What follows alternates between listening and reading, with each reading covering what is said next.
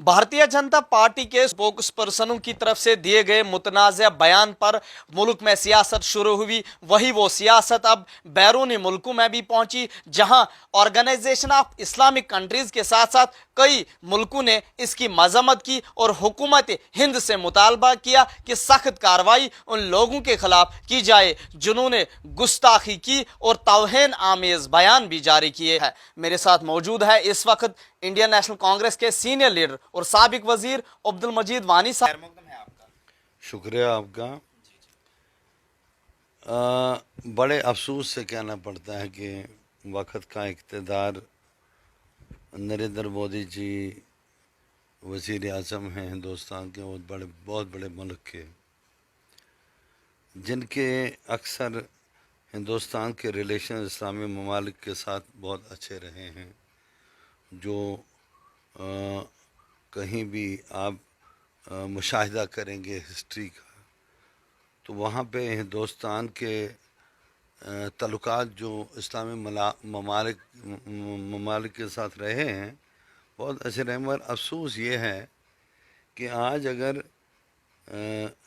किसी भी मज़ाहिब के ख़िलाफ़ अगर कोई बात की जाए, जैसे स्पोक्स पर्सन बीजेपी के हैं और उन्होंने इस्लाम और हमारे पैगम्बर दो जहां सल्लल्लाहु अलैहि वसल्लम नौज़बिल्लाह कोई गुस्ताखी की है, तो हमारे हुजूर नाज़रीन सल्लल्लाहु अलैहि वसल्लम को कोई फ़र्क नहीं पड़ता, न इस्लाम को कोई फ़र्क पड़ेगा, क्योंकि दौरान ज़िंदगी नबी रहमत बरहक सल्लल्लाहु अलैहि वसल्लम तब भी साजिश करने वाले थे, तब भी मुनाफिकीन थे।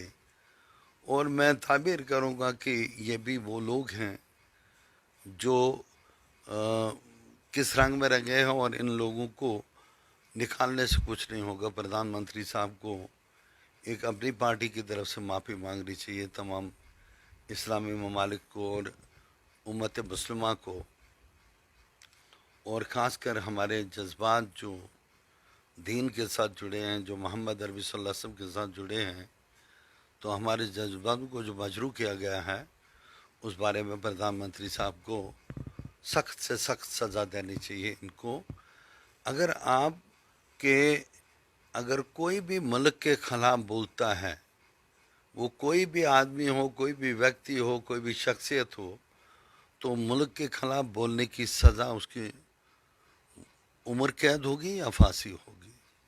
तो अगर ये भी तो मुल्क के ख़िलाफ़ ही बोल रहे हैं। इनने जो तनाज़ा खड़ा किया है इस्लामी ममालिक में, हम कभी भी बर्दाश्त नहीं करेंगे कि अगर हमारे इस्लाम के ख़िलाफ़ कोई बात करेगा।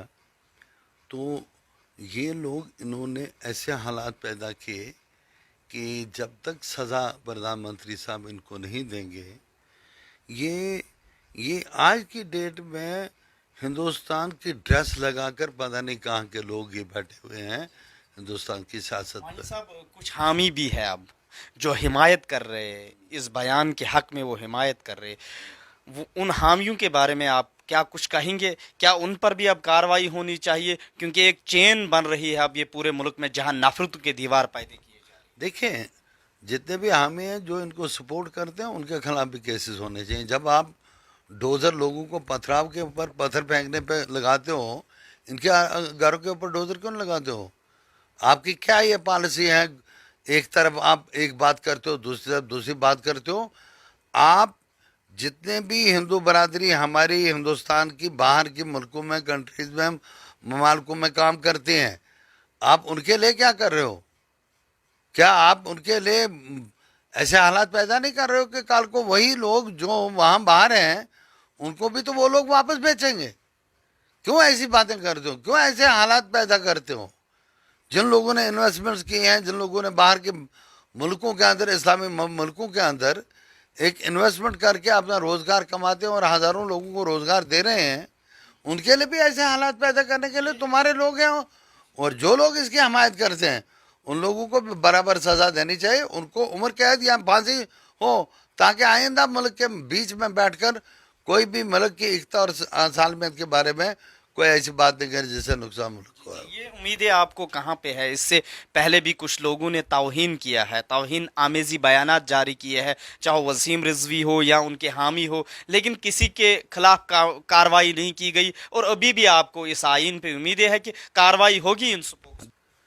ये तो सोचना चाहिए हमारे वक्त के इक़्तिदार को कि किन लोगों के कहने से, करने से, बात करने से हालात जो है, जज्बात जो हैं मजरूह हो रहे हैं, और जज्बातों को मजरूह करना ही कितना बड़ा गुनाह है वो इनको सोचना चाहिए। किस तरह इस नफरत को अब रोका जा सकता है जो देश में मजहब के नाम पे अब फैलाई जा रही है?